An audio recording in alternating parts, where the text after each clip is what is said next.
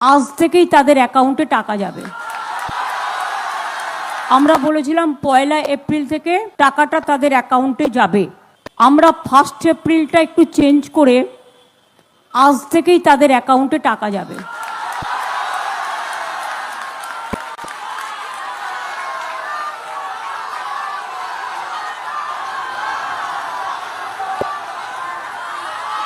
একুশ থেকে 40 বছর পর্যন্ত যারা আছেন তাদের প্রায় 90 লাখ থেকে 1 কোটি, 21 বছর থেকে 40 বছর পর্যন্ত প্রায় 90 লাখ থেকে 1 কোটি ছেলেমেয়েরা এই দরখাস্ত করেছেন, যারা অন্য কোনো স্কিমে নেই, শুধু স্কলারশিপ পায়।